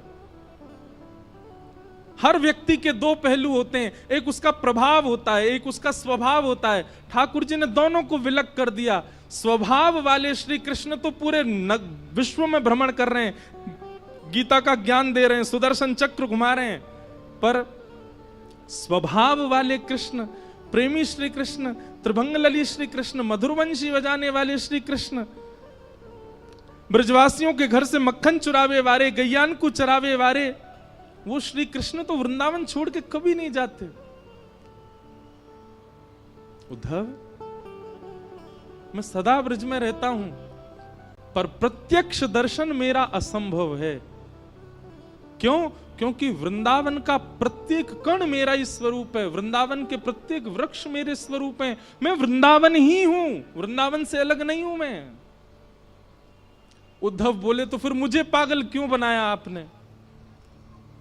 मेरे साथ ये सब क्यों किया कि तू जा वृंदावन की मुझे बहुत याद आती, आदि आदि ये सब लीला मेरे साथ क्यों की? जब आप ही वृंदावन है, वृंदावन आप में ही है, सब सखा ग्वाल बाल और ये सब आपके अंदर विद्यमान है, तो मुझे क्यों भेजा वहां पर?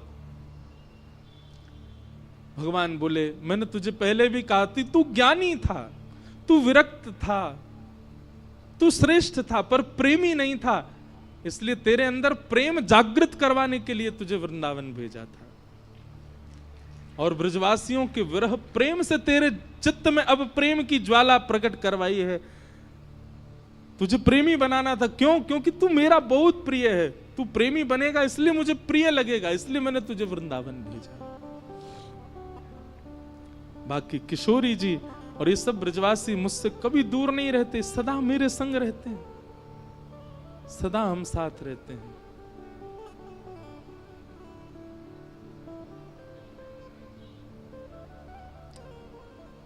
ऊधो सूधो है चलो, सुन गोपिन के बोल, ज्ञान बजाई डुमडुमी, प्रेम बजायो ढोल। ज्ञान की डुमडुमी बज गई और प्रेम का ढोल बजा। ऐसा ढोल बजा, उद्धव जी मानो गाने लगे, सबसे कह रहे हैं क्या? प्रेम नगर मत जा मुसाफिर, प्रेम नगर मत जा। प्रेम नगर मत जा मुसाफिर, प्रेम नगर माने हमारा वृंदावन, और मुसाफिर मतलब घूमने फिरने वाला। ए घूमने फिरने वालों, फोटो खिंचाने वालों, मत जाया करो वृंदावन। आप तो शौक शौक में चले जाते हो घूमने वृंदावन, किसी दिन वृंदावन ने पकड़ लिया ना, कहीं के नहीं रह जाओगे फिर। इसलिए उद्धव जी महाराज कह रहे हैं, जा दूध का जला छाछ फूक फूक के पीता है। उद्धव जी सबको समझा रहे हैं, मैं वृष्णियों का मंत्री, मैं बृहस्पति का शिष्य, उद्धव मेरी दशा क्या हो गई देख लो। इसलिए भैया घूमने फिरने वाले, मौज उड़ाने वाले वृंदावन मत जाया करो। काउदना यदि कन्हैया ने तुम पकड़ लिए, काउदना वृंदावन ने यदि पकड़ लियो तो कहीं के नहीं रह पाओगे फिर। प्रेम नगर मत जा मुसाफिर, प्रेम नगर मत जा।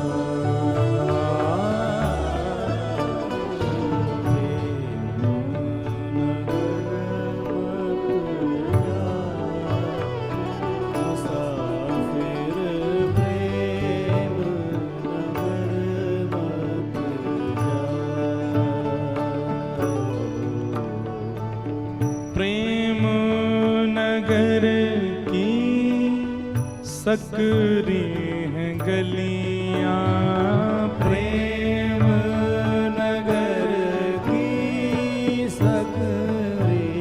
कई लोग कहते हैं वृंदावन की छोटी छोटी गलियां हैं, वृंदावन की छोटी छोटी गलियां हैं। क्यों हैं छोटी गलियां? सुनो। प्रेम नगर की सकरी हैं गलियां, प्रेम नगर की सकरी है गलियां। ओ प्रेम नगर की सकरी हैं गलियां, प्रेम नगर की सकरी तो? है गलियां। तामें दो ना समान मुसाफिर प्रेम नगर में जा।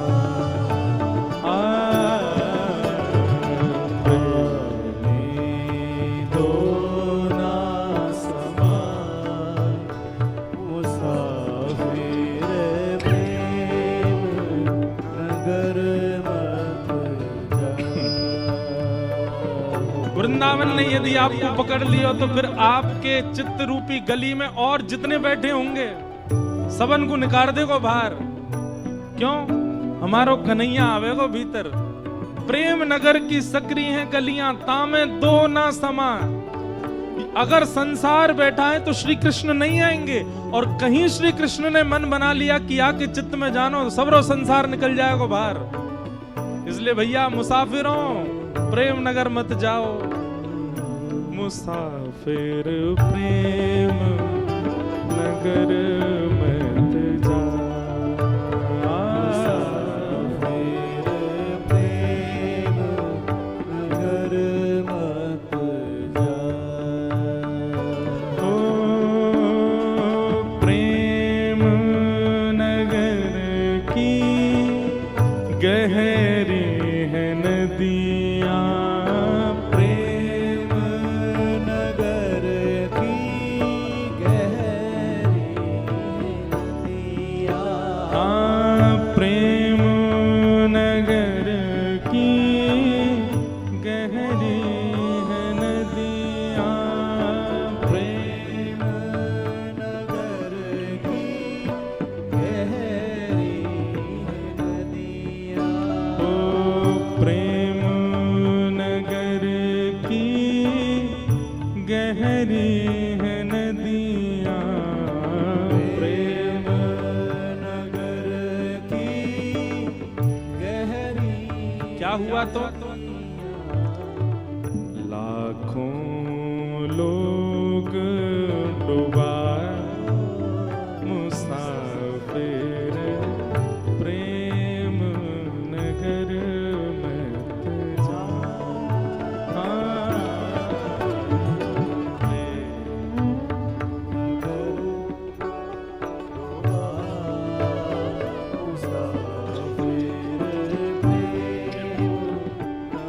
भैया लाखों डूब गए वहां में।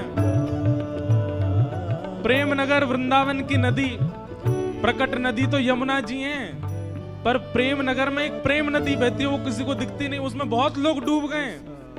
कुम्मनदास डूब गए, सूरदास डूब गए, मीराबाई डूब गई, रैदास डूब गए, कृष्णदास डूब गए, हितरवंश महाप्रभु डूब गए, हरिराम व्यास जी डूब गए, स्वामी श्री हरदास जी महाराज डूब गए, सब डूब गए। एक बार जो रसखान डूब गए, बादशाह अकबर की पत्नी ताज बेगम डूब गई उसी में।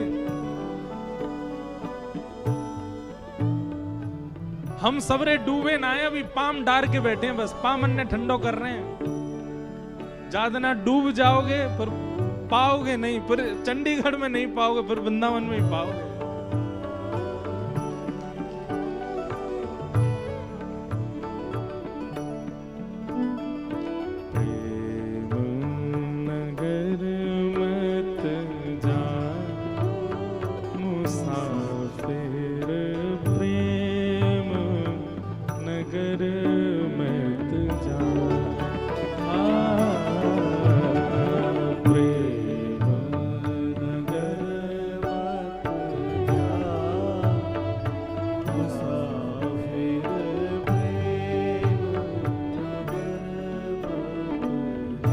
बोल वृंदावन धाम की।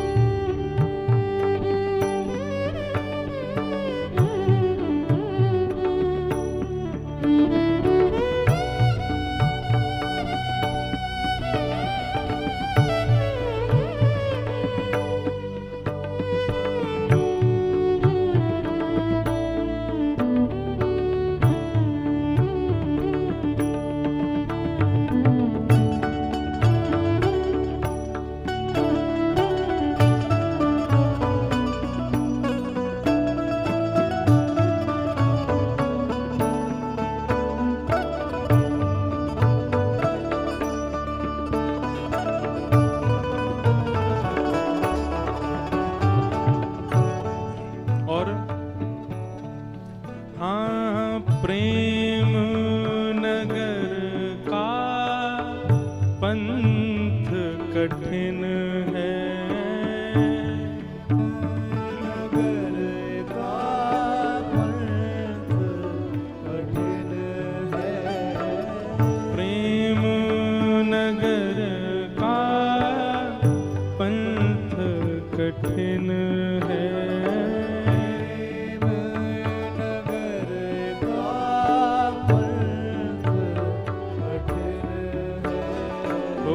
प्रेम नगर का पंथ कठिन है,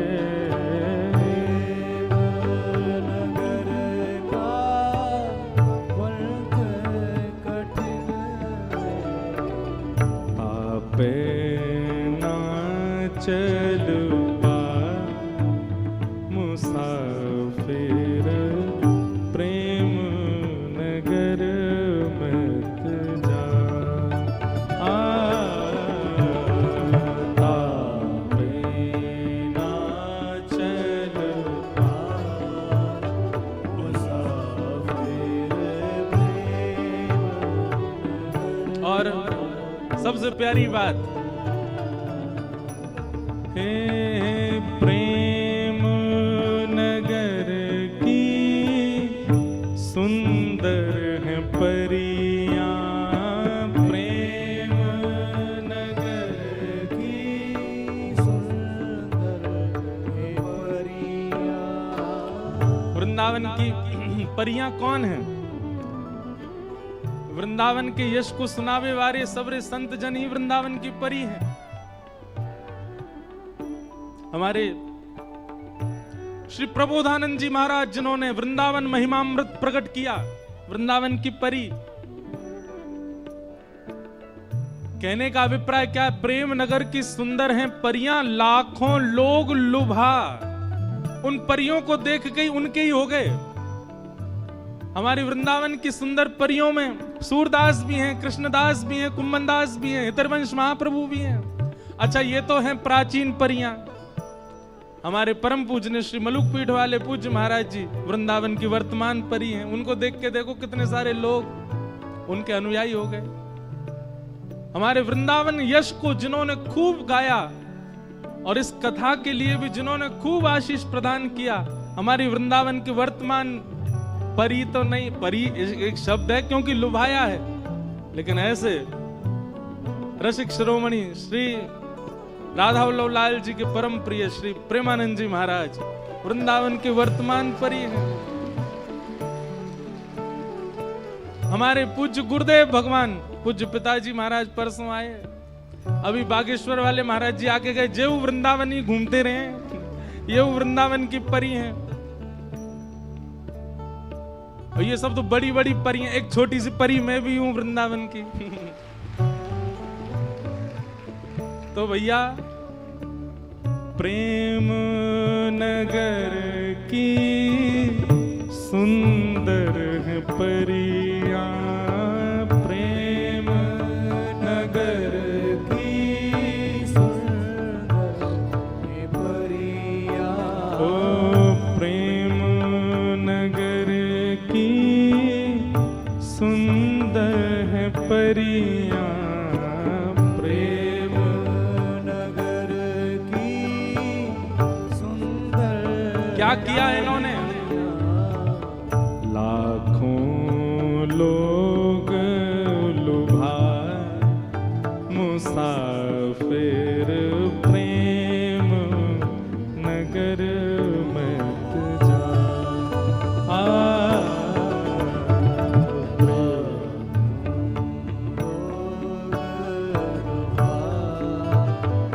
मुसाफिर प्रेम नगर मत जा। प्रेम नगर मत जा मुसाफिर प्रेम नगर मत जा। प्रेम नगर मत जा। मुसाफिर प्रेम नगर मत जा। प्रेम नगर मत जा। प्रेम नगर मत जा। ओ प्रेम नगर मत जा।